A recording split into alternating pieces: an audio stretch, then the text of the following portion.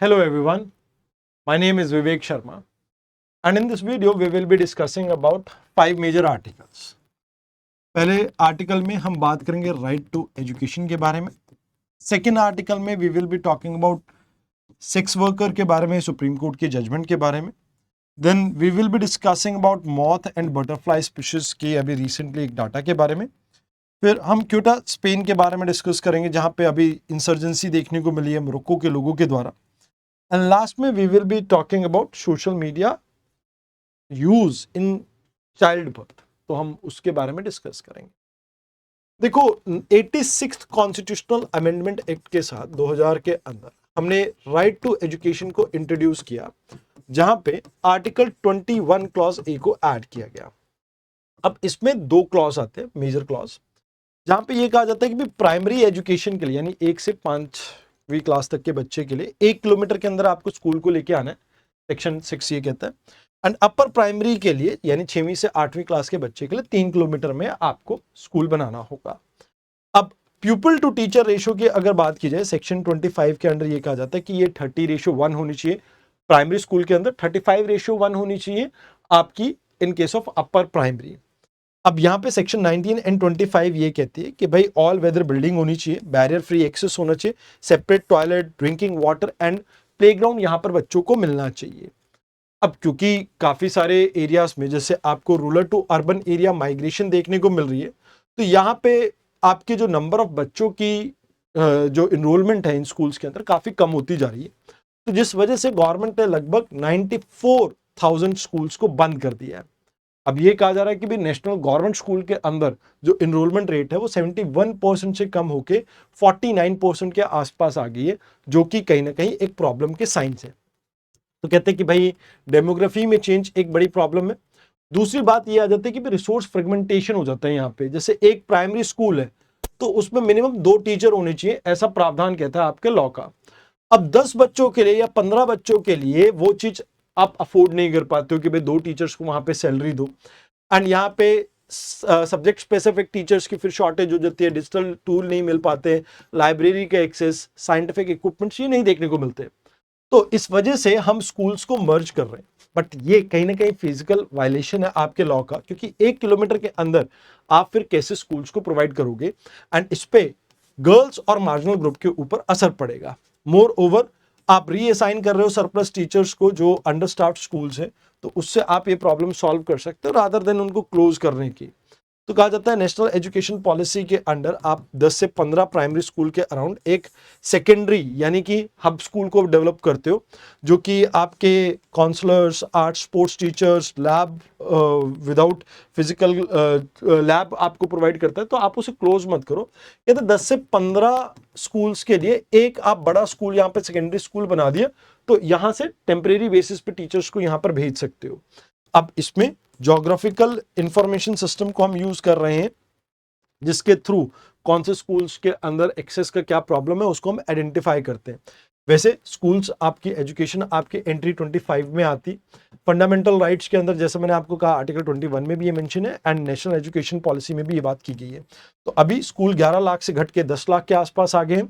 School enrolment rate आपका पहली बार ऐसा हुआ कि लेस देन 49% के आसपास देखने को मिल रहा है सरकारी स्कूलों में। एंड अगर हम बात करें तो schedule caste, schedule tribe, Muslim minorities and low income जो आपके फैमिलीज हैं, गर्ल्स हैं, उनके ऊपर इसका डिस्प्रोपोर्शनेट असर पड़ेगा। तो कहा जाता है कि भाई देखो इसका बेनिफिट तो ये है कि आप रिसोर्स की ऑप्टिमाइजेशन कर पाएंगे एंड यूडाइस के थ्रू आप यहाँ पे बच्चों को ड्रॉप आउट रोड को भी कहीं ना कहीं हैंडल कर पाएंगे। बट सोल्यूशन ये है कि हब एंड स्कोप मॉडल के ऊपर आप यूज कर सकते हैं एंड फुलफिल करिए टीचर की वैकेंसीज, जिससे आप इस तरह की प्रॉब्लम्स को एड्रेस कर सकते हैं। तो ये आपके 2 क्वेश्चन हो गए। आइए अब बात करते हैं सुप्रीम कोर्ट की जजमेंट ऑन सेक्स वर्कर। देखो अभी क्या हुआ कि सुप्रीम कोर्ट ने एक 300 पेज की वर्डिक्ट दी और इसमें सुप्रीम कोर्ट ने आर्टिकल 21 एंड आर्टिकल 19 को यूज किया। अब मैं आपको इसका पूरा कंटेक्स्ट समझाता हूं। मान लो एक सेक्स वर्कर है, इसका नाम है चमेली, ठीक है। अब चमेली के साथ प्रॉब्लम क्या है कि भाई इसके घर में एक छोटी फैमिली है, माँ बाप नहीं है और 3 भाई बहन है इसके। अब क्या हुआ कि भाई ये पॉवर्टी में इसे कोई डिग्निफाइड जॉब नहीं मिल पाई, तो इस वजह से ये सेक्स वर्कर के तौर पे वर्क करने लगी। अब यहाँ पे एक रेड पड़ती है पुलिस की, इस रेड के अंदर चमेली को उठा के लेके जाया जाता है। अब इसमें दो चीजें, या तो चमेली एक क्रिमिनल है या चमेली एक विक्टिम है। अगर विक्टिम है तो इसको यहाँ पर रेस्क्यू किया जाएगा एंड जहां पे इसे शेल्टर होम भेज दिया जाएगा, एंड डेफिनेटली इसकी फिर फैमिली के ऊपर असर पड़ेगा क्योंकि उनको खाने पीने के वांदे हो जाएंगे। अगर चमेली को क्रिमिनल माना जाता है तो क्रिमिनल के केस में चमेली को 6 महीने की सजा होगी। तो इस आर्टिकल के अंदर कुछ ऐसे सेक्स वर्कर्स की बात की गई है जो कहते हैं कि भाई हम 6 महीने सजा काटने को तैयार हैं, बट शेल्टर होम में इनडेफिनिट टाइम तक रहना एक ऑलरेडी एक बहुत बड़ी प्रॉब्लम रहती है वहां पे। तो कहते हैं कि भाई देखो, यहाँ पे सुप्रीम कोर्ट ने पहले भी करेक्टिव होम्स के ऊपर लाइक कुछ चीजें और सेक्स वर्कर्स के बारे में कुछ चीजें कही थी, जहां पे आपको बुद्धदेव जो versus state of west Bengal case है उसके बारे में आपको पढ़ना चाहिए। तो सुप्रीम कोर्ट ने अभी आर्टिकल 142 को इन्वोक करते हुए ये कहा कि भाई देखो, सेक्स वर्कर को भी यहाँ पे कुछ अधिकार आपके मिलते हैं। जैसे आर्टिकल 14 है, ये आपका right to life and personal liberty की बात करता है, एंड आर्टिकल 14 इक्वालिटी की बात करता है। तो ये दोनों प्राइमरी हैं, एंड यहाँ पर ये कहा जाता है कि भाई वॉलंटरी सेक्स वर्कर्स जो हैं उसको आप कभी भी रेस्क्यू नहीं करेंगे। तो यहाँ पे ये कोर्ट ने कहा कि वॉलंटरी सेक्स वर्कर जो कंसेंट से ऐसा कोई काम कर रही है तो उसको आप यहाँ पे अरेस्ट नहीं कर सकते हैं। तो यहाँ पे जो अगर ब्रोथल रन कर रहा है, कोई पिंप है या कोई ह्यूमन ट्रैफिकिंग कर रहा है, तो सिर्फ उसके अगेंस्ट जो इनमोरल आपकी ट्रैफिकिंग प्रिवेंशन एक्ट है या बीएनएस है उसके तहत कार्रवाई हो सकती है। अब यहाँ पे आपको ये कहा गया कि भाई इनको हरास नहीं करना पुलिस को, ठीक है। अगर कोई कंसेंटिंग है कि भाई वो ऐसे काम करना चाह रही है महिला, तो उसको यहाँ पे अलाउ करना चाहिए। अब कहा जाता है कि भाई बच्चे जो है, मान लो एक सेक्स वर्कर को कोई बच्चा पैदा हुआ तो आप उस बच्चे को भी मां से अलग नहीं कर सकते, एंड यहाँ पे सेक्सुअल असॉल्ट के खिलाफ इनको यहाँ पे क्या मिलनी चाहिए, प्रोटेक्शन मिलनी चाहिए कि भाई ये आप नहीं कह सकते कि भाई एक सेक्स वर्कर के साथ कैसे रेप हो सकता है। तो भाई इन केस अगर कोई सेक्स वर्कर ये कहता है कि भाई उसके साथ रेप हुआ, सेक्सुअल असॉल्ट हुआ या उसके साथ जेंडर बायस्ड बेस्ड वायलेंस हुई है, तो उस केस में यहाँ पे इमीडिएट उसको लीगल एक्शन असिस्टेंस प्रोवाइड करनी होगी और मेडिकल असिस्टेंस आपको प्रोवाइड करनी होगी। और मीडिया को भी ये कहा कि भैया आप उन लोगों के नाम टीवी चैनल्स पे नहीं दिखाएंगे। तो यहाँ पे कंसेंशुअल अडल्ट सेक्स वर्कर की बात की जाए तो आर्टिकल 21 एंड आर्टिकल 19 इनके अंडर इन्हें प्रोटेक्ट किया गया है। एंड उसके साथ साथ अगर हम बात करें तो यहाँ पे हमने like personal agency and socio economic vulnerability को एक साथ को एग्जिस्ट करते हुए देखना चाहिए। अब ये क्या होता है, जैसे मैंने आपको एग्जांपल दिया कि एक महिला है भाई, लेट्स से वो पॉवर्टी में ग्रसित है, तो वो अपनी फैमिली को सपोर्ट करने के लिए यहाँ पर ऐसा काम कर रही है, तो भाई यहाँ पे पर्सनल कुछ मजबूरी हो सकती है जिसकी वजह से ऐसा काम कर रहे हो, तो उसका कंसेंट वहां पर हो सकता है कि हो, बट उसके साथ साथ मैंडेटरी इंक्वायरी इनटू कंसेंट आपको करनी होगी। लॉ एनफोर्समेंट एजेंसीज को तभी एक पर्सन को रेस्क्यू करना है जब वहां पर कंसेंट आपको दिख रही हो, नहीं दिख रही हो। तो यहाँ पे ये कहा जाता है कि बायस्ड इन्फॉर्मेशन आपको इन्फोर्समेंट देखने को मिलते हैं, खासकर यहाँ पे पुलिस ऑफिसर मजिस्ट्रेट की बात करें तो अक्सर उनका एक प्रेजुडिस होता है कि ये मोरली इनकरेक्ट है, एक मोरल स्टैंड लेते हैं, तो वो चीज एक प्रॉब्लम देखने को मिलती है। फिर यहाँ पे वर्कर कलेक्टिव्स, जो आप ये कह सकते हो कि जो जजमेंट है बेसिकली ये सेक्स वर्कर यूनियन की इतने सालों की मेहनत से निकली है, बट कहीं ना कहीं इस पूरी मेहनत को यहाँ पे क्रेडिट नहीं दिया गया।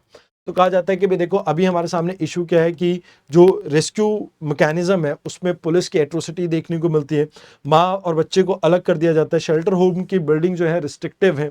मोर ओवर यहाँ पे अगर हम बात करें तो कास्ट बेस्ड बायसनेस भी देखने को मिलते हैं, इकोनॉमिक बायसनेस भी देखने को मिलती है, खासकर दलित एंड आदिवासी महिलाओं के लिए। एंड मोर ओवर यहाँ पे शेल्टर होम्स का जो कल्चर है उसमें वुमेन की डिग्निटी के ऊपर काफी असर पड़ता है। तो यहाँ पे आप ये मान के चले कि जो सेंट्रल सेक्स वर्कर यूनियन है, आप इसको बिल्ड कर सकते हैं जहां पे ये गाइडेंस और मॉनिटरिंग में आपको पॉलिसी ड्राफ्ट करने में हेल्प कर सकते हैं। आप एनजीओज को ऑडिट करें कि भाई ऐसा ना हो कि एनजीओज अपनी इम्यूनिटी का यहाँ पे गलत फायदा उठा रहे हो। तो ये दो चीजें हैं जो आप यहाँ पे देखते हैं। आइए अब बात करते हैं लेपिडोप्टेरा की। अब ये है क्या और क्यों है? देखो, ये मॉथ और बटरफ्लाई की स्पीशीज को मिला के कहा जाता है। अभी हाल फिलहाल में जूलॉजिकल सर्वे ऑफ इंडिया, जो कि आपकी मिनिस्ट्री ऑफ एनवायरनमेंट के अंडर आती है, ये बायोडाइवर्सिटी एक्ट जो है आपका 2000 उसके अंडर इसको एम्पावर किया गया, जो कि इंडिया की जूलॉजिकल डाइवर्सिटी को काउंट करती है। तो कहा जाता है कि भाई यहाँ पे नाइट शिफ्ट इकोसिस्टम के अंदर जो मॉथ स्पीशीज है इनका बहुत बड़ा रोल है, क्योंकि ये नॉक्टर्नल क्रॉस पॉलिनेटर्स है। तो भाई इनका एक इंपॉर्टेंट रोल रहता है। अभी आपकी जो लगभग 2000 के करीब ऐसी स्पीशीज देखने को मिलती है 2000 के आसपास जियोमेट्रोडिया, जो कि रात के समय पे क्रॉस पॉलिनेशन में आपको हेल्प करती है। बायो इंडिकेटर के तौर पे क्लाइमेट शिफ्ट को, टेम्परेचर चेंज को, हैबिटेट फ्रेगमेंटेशन को ये आपकी दर्शाती है। तो कहीं ना कहीं ये एक बायो इंडिकेटर भी है।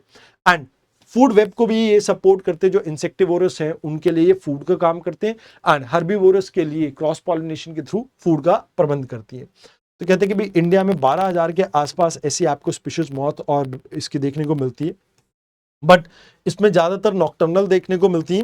एंड ये कहीं ना कहीं पॉलिनेटर का काम आपकी करती है। तो यहाँ पे इसके सिग्निफिकेंस वगैरह के बारे में देखने की जरूरत नहीं है, बिकॉज आर्टिकल मेंस के पर्सपेक्टिव से नहीं, प्रीलिम्स के पर्सपेक्टिव से ज्यादा इंपॉर्टेंट था। तो मेंस और प्रीलिम्स का आर्टिकल हो गया। अब बात करते हैं यूरोप के अंदर एक प्रॉब्लम देखने को मिल रही है। देखो ये क्वेटा एक एरिया है जो आपको जिब्राल्टर स्ट्रेट की तरफ देखने को मिलता है। ये मेडिटेरियन है, अल्बुरान सी है ये आपका, और ये आपका अटलांटिक ओशन, ये इन दोनों को आपस में कनेक्ट करता है। अब ये जो टेरिटरी है ये बिलोंग करती है स्पेन को। अब स्पेन बेसिकली यहाँ पर एक प्रॉब्लम देखते हैं कि बहुत सारे मोरक्को के लोग असाइलम लेने के लिए इसके अंदर इंट्रूड कर जाते हैं। तो जिसकी वजह से यहाँ पे काफ़ी दिनों से एक प्रॉब्लम चल रही थी, जिसकी वजह से एरिया न्यूज़ में था। आपको बस उसके बारे में पता होना चाहिए। तो इस तरह के कुछ आपको क्वेश्चंस आ सकते हैं। तो आइए अब बात करते हैं सोशल मीडिया की। आजकल सोशल मीडिया पे बहुत सारे ज्ञानी लोग मिलते हैं, ठीक है ना। आपने देखा होगा, आपको काफ़ी सारे लोगों ने सिविल सर्विसेज के लिए भी टिप्स दी होंगी, काफ़ी सारे लोगों ने आपको जिम के लिए टिप दी होंगी, काफ़ी सारे लोगों ने आपको अलग अलग तरह के आपको कंटेंट वहाँ पर देखने को मिल जाते हैं। बट एक कंटेंट जो कंसर्निंग है, that is about child delivery. आजकल यूट्यूब, इंस्टाग्राम पे सेल्फ प्रोक्लेम्ड डॉक्टर्स, या आप ये कह सकते हो कि कुछ ऐसे रिसर्चर्स बताते हैं अपने आप को कि भाई हमने ये देखा है कि भाई जो चाइल्ड डिलीवरी वो घर पे भी हो सकती है। अब इसमें एक प्रॉब्लम हमें देखने को मिली, जहां पर सोशल मीडिया को यूज करते हुए 32 साल की एक तमिलनाडु की महिला, इनकी डेथ हो गई। इन्होंने यूट्यूब पे वीडियो ली, देखी, और उस वीडियो के थ्रू घर पे डिलीवरी करवा रहे थे, एंड इसमें कोई आई और दाई इसमें इन्वॉल्व नहीं थी, जिसके कारण इनकी मौत हो गई।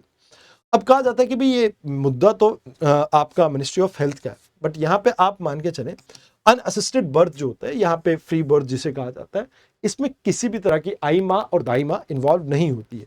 वैसे नॉन इंस्टीट्यूशनल डिलीवरी भी होती है, नॉन क्लिनिकल डिलीवरीज, बट ये मिडवाइफ्स यानी जो आई और दाई होती है वो करवाती है।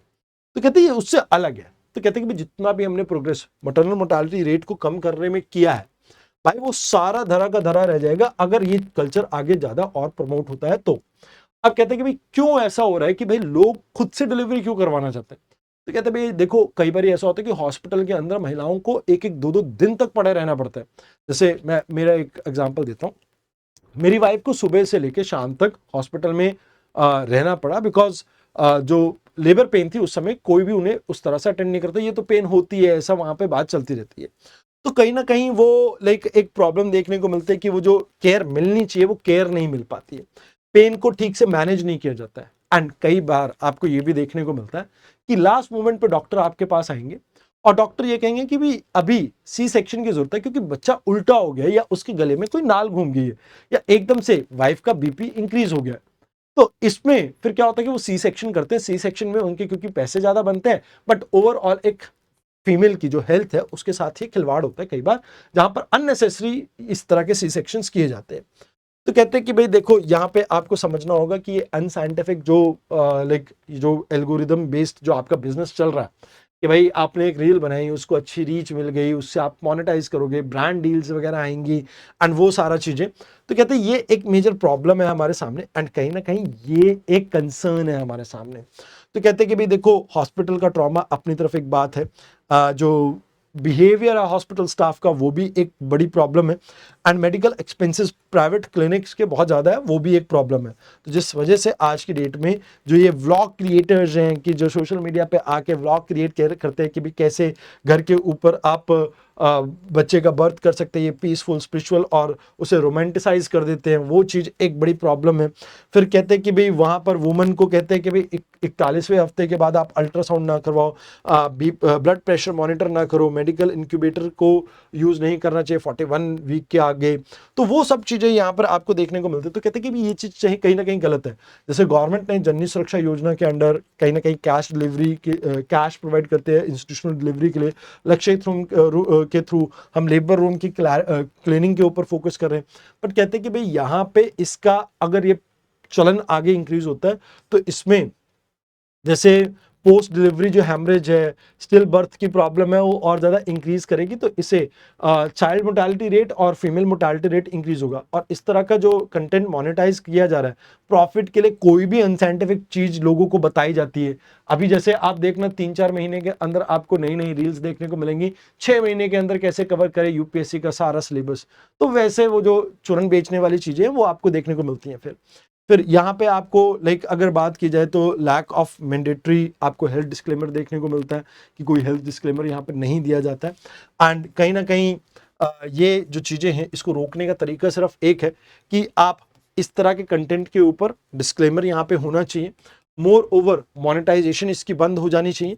और यहाँ पे हमें रिस्पेक्टफुल मैटरनल केयर के ऊपर फोकस करना चाहिए, जहाँ पे हॉस्पिटल्स के अंदर भी चेंजेस लाने की हमें ज़रूरत है। ये चीज़ें हैं जो आपको यहाँ पे ध्यान में रखनी है। धन्यवाद।